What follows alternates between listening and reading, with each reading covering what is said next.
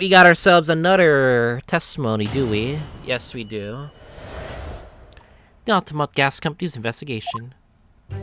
I'm proud to be the company's East End branch investigator meter money collection agent. Ultimate's gas meters accept 0 penny bits, each coin giving customers about 2 hours of gorgeous gas. And yet, the meter in Mr. Chancellor's room didn't have a single coin in it. The meter doesn't appear to be tampered with, though, and the collection agent has the only key.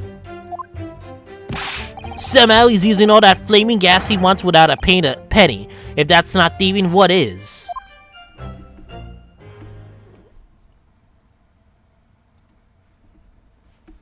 I was curious about the gas meter in the room. Pray forgive the discourtesy. The irrelevance of this testament has caused me to turn my hallowed chalice. What do you mean by that remark, Lord Von Zeeks? Did the mustachium Nippon-ese poison the gangling excuse for an actor, or didn't he? That is all that should concern this court. And yet now we must listen to this abhorrence. Again. Clearly, what separates the vast British Empire and your Eastern Island nations more than a graphical distance. Oh, if you're gonna put it like that, that's just messed up, man. But this could be crucial testimony. The cross-examination must go ahead. He just threw his bottle. God dang it! Do what you will. Lord Von Zeeks appears to be in a violent mood. Yes, he does. An attempt poisoning and an instance of gas theft with no supporting evidence, it's true that they would appear completely unrelated at first glance. I wonder, the truth tends to be buried in the most unusual places, and in the first step of uncovering it, we establish who and what this man really is.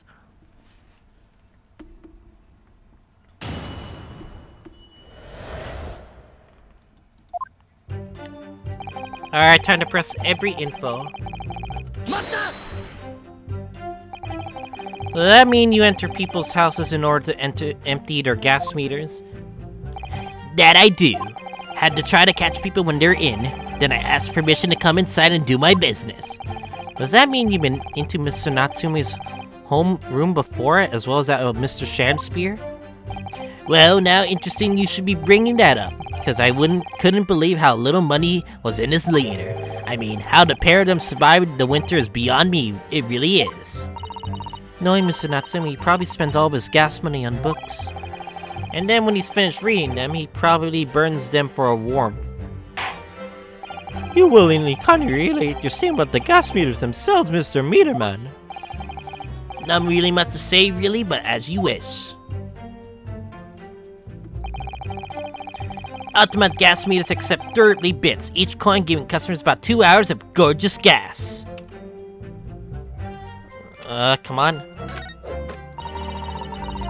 Dang it. I was just checking on my OBS. So the London houses have a gas wire fitted with the gas meters, are they? They're the latest model in the height of technology developed by our company, Ultimate Gas. And anyone who uses our gas will have one of these meters in our property, yes. So, but 3 pence coin gives 2 hours of gas. Most people would use about 3 coins in a night. A bit more than that usually, if they have both gas lights and a gas stove, that is. Thinking about it, Saseki-san doesn't have a fireplace of a room of his, does he? Some people still choose to use candles, of course, and only have gas for heating. Yes, I do remember seeing candles in Mr. Natsume's room, actually. How does the money in the meter get back to you at the gas company? Every 3 days, gasmen like me and visits properties of gas supply on the gas supply and empty the meters of coins. I must say, the design and manufacture of the new meter costs the company awful lot of money. Happily, it did put a stop to the people not paying their dues, for the most part. Because they have to pay in advance, you mean? Yes, exactly right. I see. A single coin? Why is that? No! You fool! Go back! You fool! Go back! Out of interest, how long has this been going on? Weeks and weeks he's been pitching gas off for us for ages. And you have examined the meter in Mr. Shamspeare's room, I take it. Naturally, we took it off the wall and went it over with a fine-tooth comb. And have found nothing of suspicious at all, I presume. No, I'm afraid we didn't. Which is exactly why I demanded a new type of meter to be produced. With an indestructible lock. The Shamspeare Special. That sounds like it would have cost an awful lot of 3-penny pieces. And after all that, the rascal's meter was still empty. I'll never forget the humiliation. When I opened up the money box and found it bare. You what? I said. You what? And the look on his face with that smarmy smile of his. Huh. I pulled the meter straight out of the wall and took it back to the office. But you know what? Nothing. Not a trace of it being gemmed open anywhere. Not a single sign. And what's happening to my salary as a result? Down by 3 shillings a day. That's what. Oh, my 3 pence? My money? This man's stealing money from me? My wages? I know how he feels, to be honest. And a life-threatening situation in a number of ways. Incidentally, what became of that meter? Nothing became of it. I still got it. Oh? Right here. No wonder they call you Meter Man. I think it would be prudent for the court to sequester this item while this trial is ongoing. The gas meter?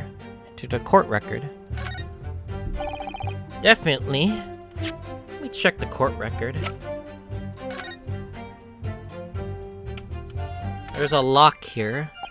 That's a very sturdy looking padlock, isn't it? Yeah, and the money is sealed with beeswax too. So if Mr. Sholmes were to get up in any mischief, he'd be found out immediately. Mr. Naruhodo, mischief of that kind is not the sort of thing that Mr. Sholmes would. You know, you didn't finish that sentence, don't you? Well, anyway, it's understandable the gas company would want to safeguard the money that's rightfully theirs. But it does feel like it's a little over the top, perhaps, doesn't it? Is there anything to be concerned about? Like, maybe the bottom? What? What's this? Oh, what's that? Have you spotted something, Mr. Naruhodo? Just here, there's a little hole, do you see? Goodness, you're right. I wouldn't have noticed. It's not a very neat hole, is it? Professionally made, I'd say. Well, you think it might have been opened up by Mr. Shamspeare? Possibly. It seems that the people at Altamont Gas must have missed it. Well, it certainly seems to go all the way through the inside. Yes, but there's no way a coin could fit through here. That's true, but even so, it seems a little bit more suspicious. Tiny hole. Looks like we got ourselves some more evidence. Anyway. Although at first glance, there doesn't appear to be anything unusual about it unless we actually check the court record just moments ago. Let's move this along, shall we? Continue with your testimony. Though I would say it has a much value in the contents of that meter. The meter doesn't appear to have been tampered with though, and the collection agent has the only key. There's only one key for all your meters? Well, in truth, there's another key in the company vault in our main office. But even if someone managed to get a hold of a key, we know if the box had been opened. Oh, how? I came up with a rather clever way to expose any little shenanigans as it happens. Would you care to explain? Now, in order to empty a meter, you have to unlock the padlock and remove the cover. And when I close the cover again, I stick a little beeswax seal on it, you see? A seal? Like the sort of thing you put on an envelope, you mean? Something like that, yes. Basically, you can't remove the cover again without breaking the seal. Now, in the case of Mr. Shamsphere's meter, there are no coins inside at all, as I said. But the seal hadn't been broken either. So that would mean Mr. Shamsphere somehow managed to steal coins from the inside of the meter without opening it? It would seem so, but that would be impossible. Okay. Last one. And how do you know that he's been using gas, though?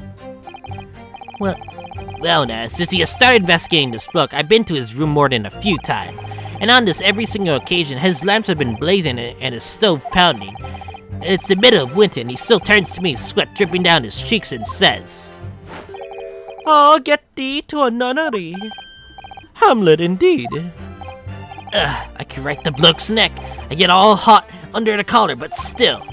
Every time I open up that flaming meter, it's empty. He's robbing me of my salary too. What's wrong with the world? Where's the justice? And how can Mr. Shamsphere possibly be stealing the money? I don't understand. The simple explanation is right before your eyes. What? Nani? A toast to you eventually realizing that the gasman could be an accomplice. You what? Good lord, eminently plausible indeed. Well, what do you have to say for yourself? Oh please, Lady Queen, I'm a faithful worker. And besides, if the money gasmen collect doesn't tally with how much gas has been used, you doc are paid by the same amount. So you'd be stealing money only to have the same amount taken from your wages. Clearly, that makes no sense. Perhaps it's a case of losing the battle to win the war? No, I'm not gonna stir up that hornet's nest. If I went stealing from the company, I'd be finished. It would seem that there is no evidence to support the claims of thievery made against the victim. Because Mr. William Shakespeare is innocent. Huh? Pray forgive me for that shatters some illusion my learned Nipponese friend was clearly under. I certainly didn't expect to uncover another crime that looks like it's been taking place in the very same room. According to the testimony, it's only a meter in Mr. Shamsphere's room that's under suspicion. It does seem as though perhaps it has nothing to do with the incident involving Mr. Natsume.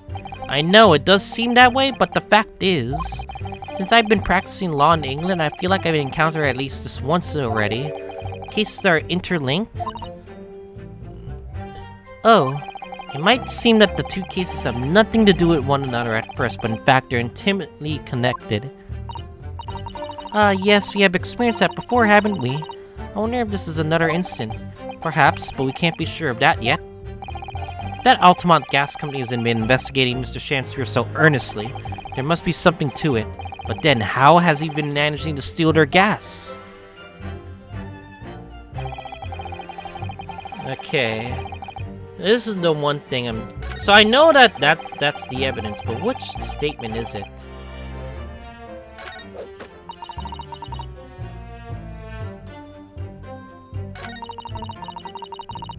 Oh! Okay, this is pretty tampered with. Alright. This is the evidence we need. I'm gonna present this. Lady Altamont, I'm afraid to say. At this meter, clearly does show signs of being tampered with. What? Nani? Get away! I've been over and over that thing! I'm telling you, there's nothing wrong with it. In that case, what do you have to say about the small hole that's been made at the base of the coin box? Oh, what? You're right. You're quite right. There's a little hole there. The meters aren't supposed to have that. None of the others do. In other words, we can assume that Mr. Shamsphere has secretly opened up this hole himself. Yes, I wouldn't be at all surprised, but why? Yeah, why? I mean, it's tiny. You could get a harding through that. Lady Altamont, and you wonder if you could give the court more sort of details about your meter design. What sort of details? Well, I specifically like to know is... how it's dismantled, how it differentiates coins? How does the meter tell the difference between different coins? What do you mean?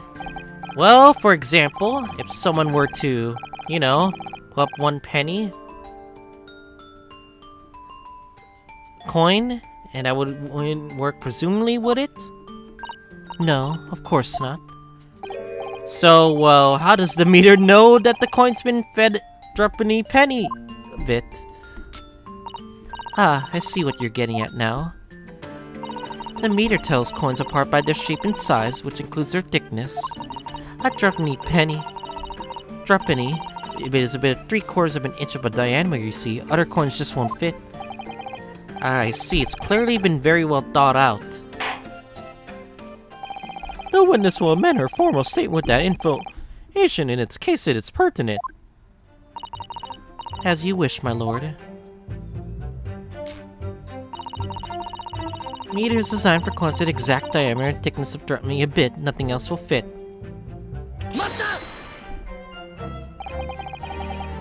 But conversely then, it would seem that anything matching the 3p coin exactly in terms of diameter and thickness could very well be used. That be true? Well, in a way, the weight comes into it at a certain extent as well.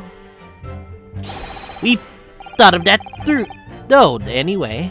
If I can find any fake coins inside the coin box when I empty the meter, the contract says the customer has to pay 100 times the amount they diddled as a fine. We live for moments like that as gasmen do. Live for them. It would seem that the gas company has been thought of everything. Wahoo! Hurry for gas! Hurrah for cash! Altamana all the way! That's enough of that. Remind me how big are Drupenny bits? About 3/4 of an inch across. What do you think, Mr. Naruto? 2 centimeters measurement significant. So, if we're thinking this correctly, so basically it could be the size of anything. Or perhaps there's some other aspect of the meter's construction we should be focusing on? Yes, you may be right. Perhaps I should try a different attack here. Either the meter can be dismantled, for example. Can we delve deep on that? How can the meter be dismantled? Dismantled? Yes, given that there are no signs of it having been forced. I'm wondering if perhaps it's been being broken up, might be been taken apart. Well, yes, that does make some sense. The padlocks are made by first-class locksmith from the finest quality steel, and the meter box itself from a plate steel as well, but it's shut to ensure that it can't be opened again. I can assure you it's quite impossible to dismantle it. Wahoo! Yeah, nothing leaks from an ultimate meter. No coins, no gas, no nothing. I see. The witness will amend her formal statement within that information in case it's pertinent. As you wish, my lord.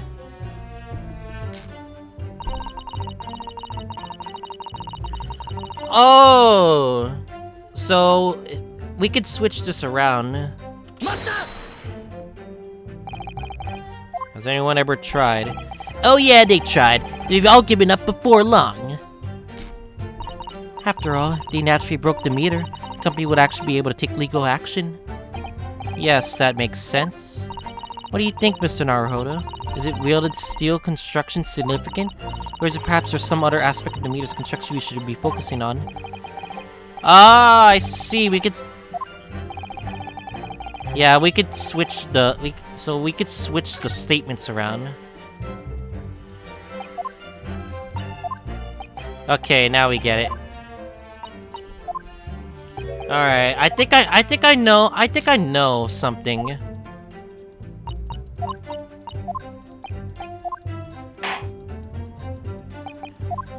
Okay, I think I have the answer. But the problem is... If I'm correct here,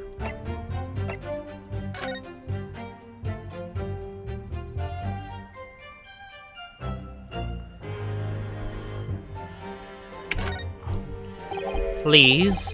Oh, look at this bar of soap.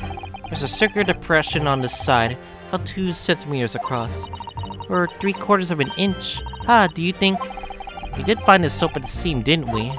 Yes, there were 2 bars on that little ledge just outside the window, so we took this one. I'm sure that when we first found it, there was some sort of reddish medallion on the middle there.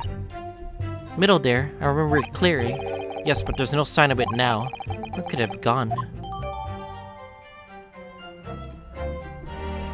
We got him, boys.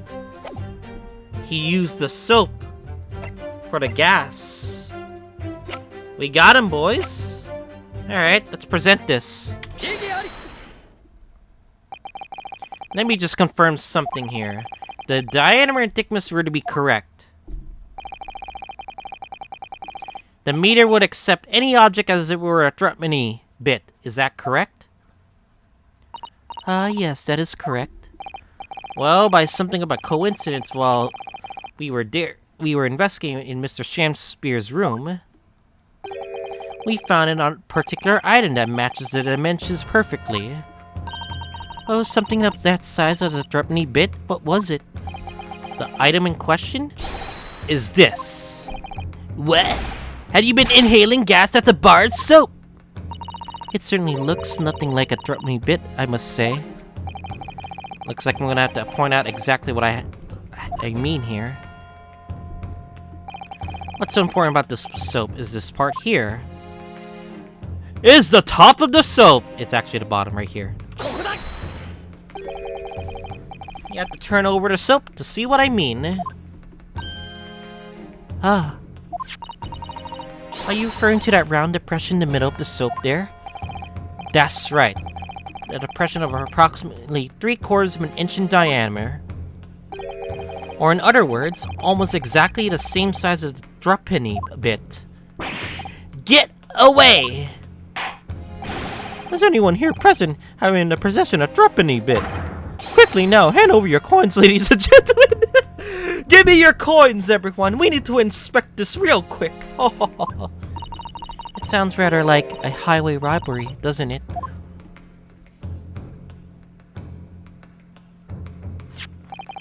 Thanks to a kind member of the public in the gallery, I have here a threepenny bit. Now to see if it fits. Exactly. My word, it couldn't be more snug. Yes, as I suspected. This, without a doubt, is a vital clue to explain how the Altamont Gas Company is being defrauded. Well, I don't believe it.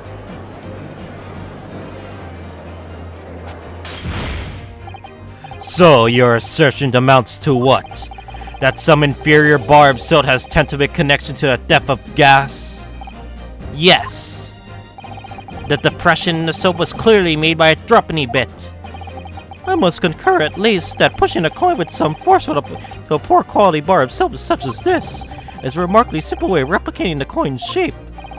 And then you could use, well, some melted wax or something to pour them into the mold. Can make fake coins in no time.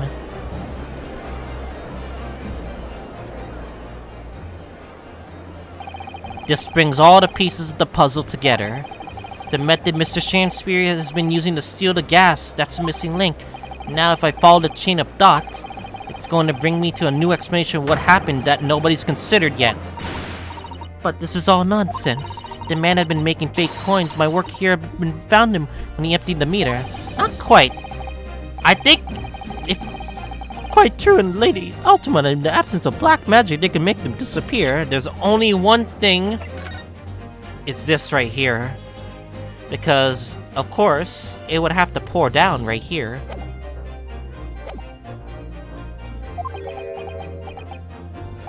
I see. So that's what we're dealing with, is it? There is one form of black magic that could cause the fake coins to disappear into thin air, yes. Exactly. And the meter here gives it away. What on earth? There is remnants of the magical method used visible in the gas meter taken from the victim's room. If that is your assertion, Counsel, the defense will identify these remnants for the court at once. Or the meter can be remnants of the method used to make the fake coins disappear can be seen. Obviously the bottom. No? Am I not crazy? It's not. It's the bottom, isn't it?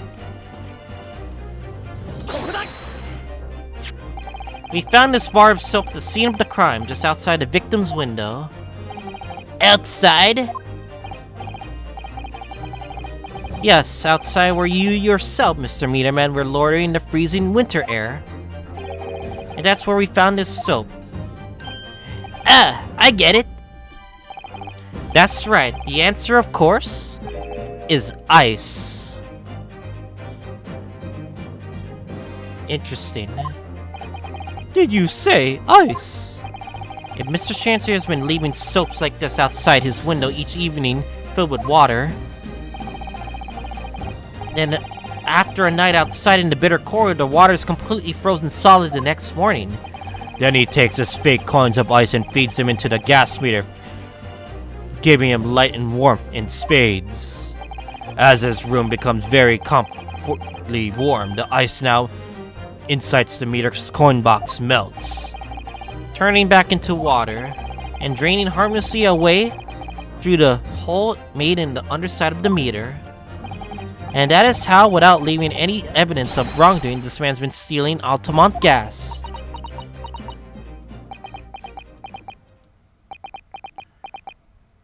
But I got a question though.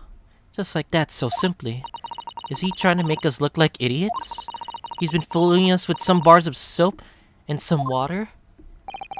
That's right, madam. I don't believe it. It can't be true. Do you have any idea how much money we spent to develop the new meter? Now have the audacity to suggest that's a bit of soap and water that can render it totally useless? Fairly sure I didn't design it like that. But that would mean, like, anybody can do that. Oh, shoot. Oh my god! They gotta fix the machine! No, the money! Anything but the money! Okay. Evidence. Sorry? I want evidence. If you're gonna understand here and tell her our meters are rubbish, I want to see proof.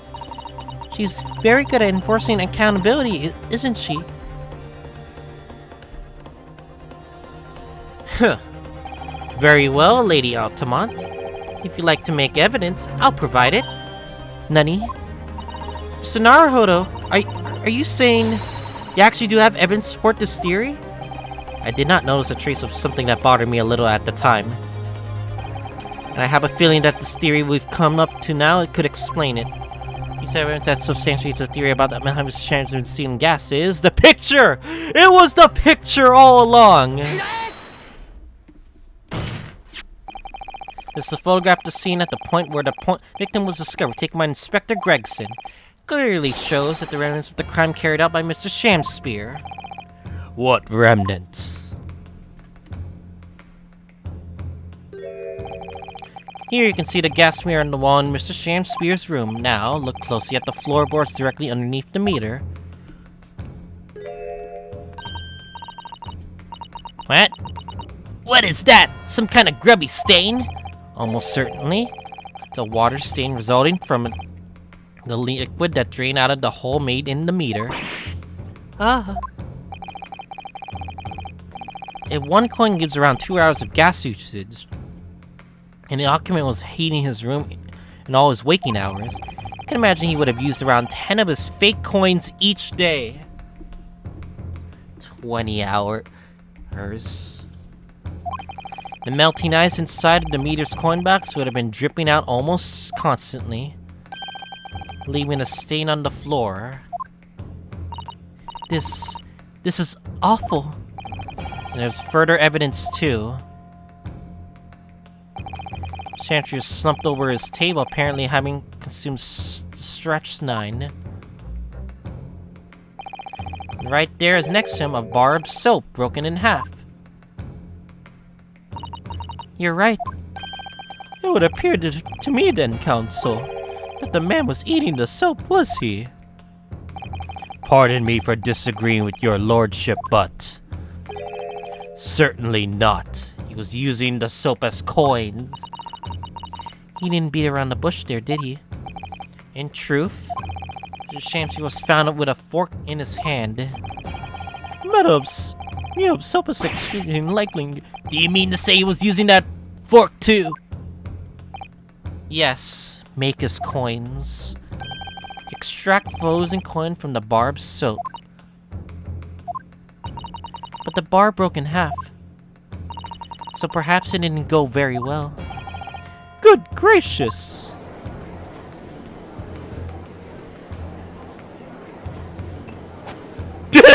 Emotional! No, not the wine! You just threw another bottle of wine. Someone probably got hurt by that. The Lord Von Zeeks. I was throwing my hand up in despair. And it happened to catch my hollowed bottle on the way. Forgive my joint mistake, even though I probably gave this person a lot of injuries from that bottle. What is the meaning of this, counsel? Allow me to pose my learned friend a question. What exactly did you establish with your most recent examination?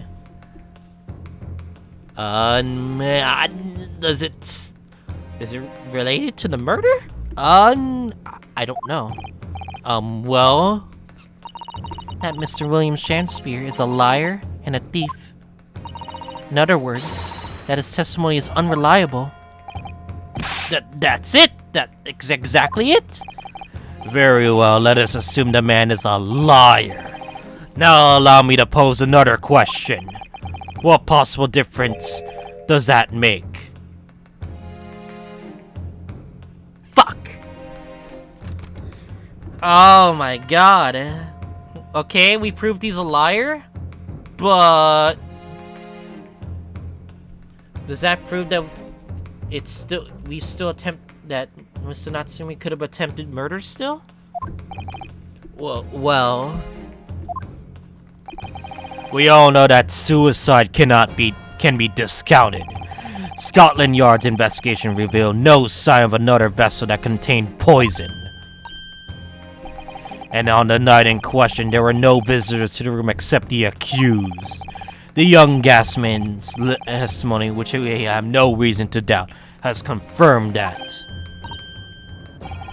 Furthermore, the only possible way the poison could have entered the victim's body is via the tea. The court has seen no evidence whatsoever that suggests otherwise. Even if William Shakespeare is the liar you claim him to be, these facts have been objectively established. There's no escaping it. Ugh! Therefore, in light of these facts, the prosecution calls for the immediately adjudication. You...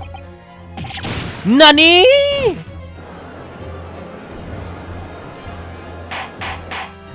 Ora! Well, counsel, how does the defense respond? Mr. Naruhodo. We could be... what was the point of that last cross-examination? Did it get us anywhere? Was it a waste of time? Was it just a waste of time? Oh my god. It could have just been a waste of time. My god. My god. It could have just been a waste of time. Or did it make no difference at all? Like Lord Von Zeeks is saying. I raise an objection? Yes! No. This isn't over. The defense will not rest. Nani?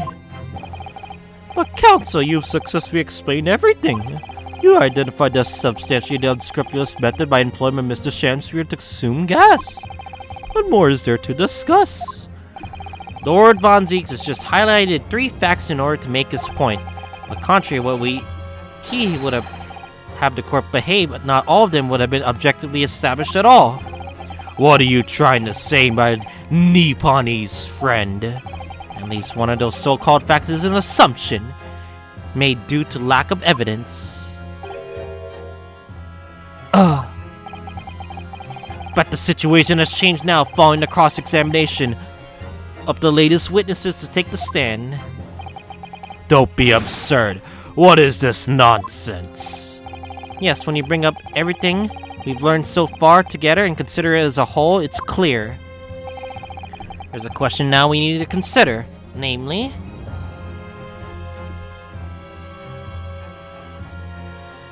was poison in the tea? Monka, We have all been led to believe that the strychnine poison that afflicted Mr. Shamspear was in the tea brought to by Mr. Natsume, but that's conjecture at best. The victim has testified that nothing has passed his lips that night. There's no other possibility. And since there's no trace of tea left at the scene, it couldn't be tested for the traces of the poison. As I said, the situation has changed, but in fact, some of Mr. Natsume's tea was left at the scene, a clear piece of evidence that proves it. A ludicrous claim. Scotland Yard detectives investigated the scene exhaustively. Scotland Yard is actually useless if they couldn't identify what was tea and what was not. You're telling me Scotland Yard is perfect? Absolutely not. What evidence are you suggesting they've missed? The defense has made a bold claim indeed. Very well, counsel. Present your proof. What evidence from the scene of the crime can tell us about the nature of the defendant's tea? Is it the pair of teacups that has a ring of tea in it? What exactly is this piece of evidence supposed to reveal? Oh my! Mr. Natsume's tea, counsel. Well, I suspect it may possibly be related to the tea in some small way if we dig deep enough. Then you will be digging for a very long time indeed, my learned friend. Oh?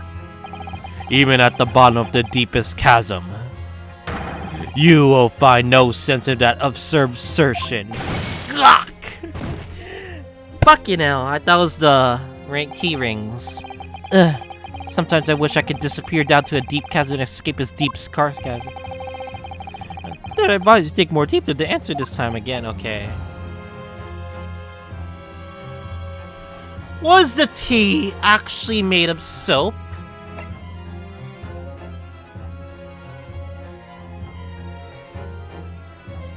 Could it be?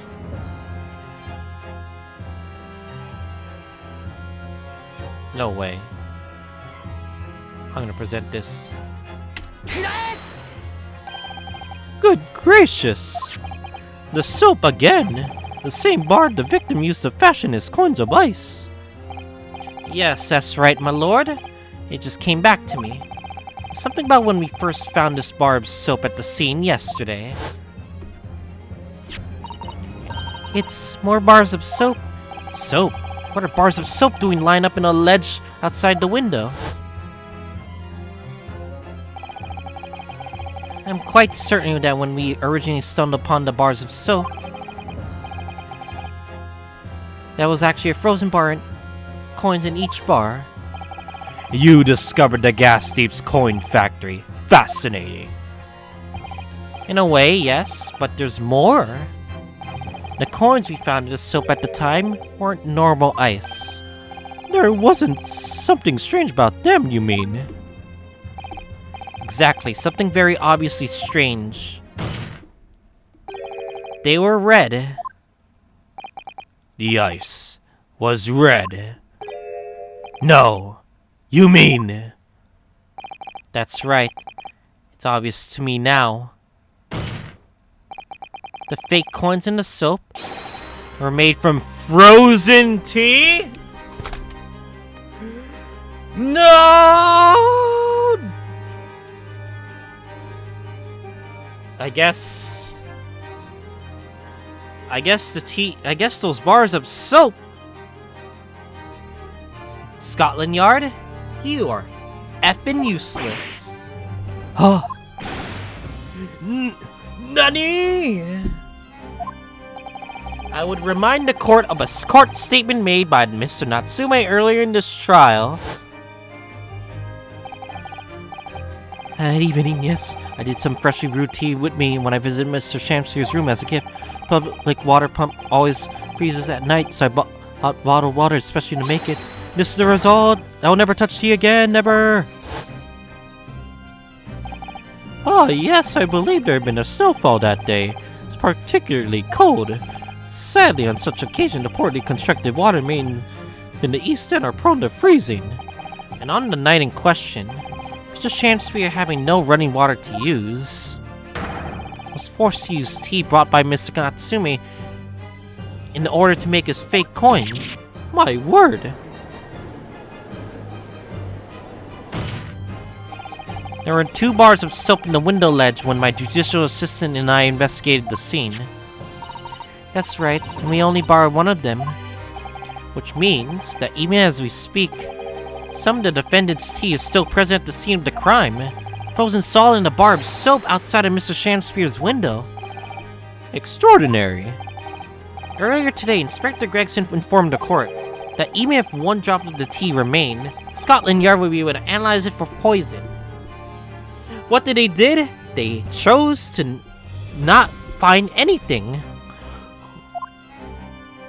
As such, we are now in a position to prove or disprove that what has been mere conjecture. By finding it out for ourselves whether or not Mr. Natsume's tea is actually contained strychnine at all. Urgh! You smug Nipponese!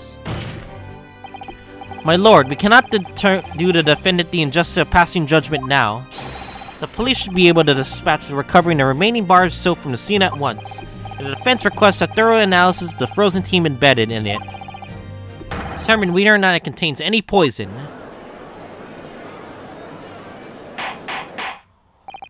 Bailiff, bailiff, instruct the police attend the scene at once. Yes, my lord, understood. Wait a second, are we getting to our first ever break? It would seem that we have no choice but to suspend these proceedings for the time being. I trust you have no objection, Lord Von Zeeks. None, my lord. Scotland Yard will recover the tea from the scene and carry out the requisite tests immediately. The trial will resume at the same hour tomorrow. The prosecution and defense may conduct further investigations as appropriate in the interim. Yes, my lord. Well, we got some work to do, I guess? Well, we managed to scrape through there somehow. Thank you, counsels. Court is adjourned until tomorrow. Woo, boys! We got some evidence indeed. Evidence. Hog.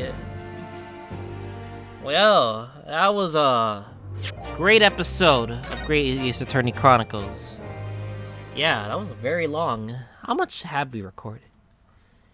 Jesus, nearly an hour 30. Okay, so next time on Great Ace Attorney Chronicles, I guess we're gonna be resuming another investigation, I guess?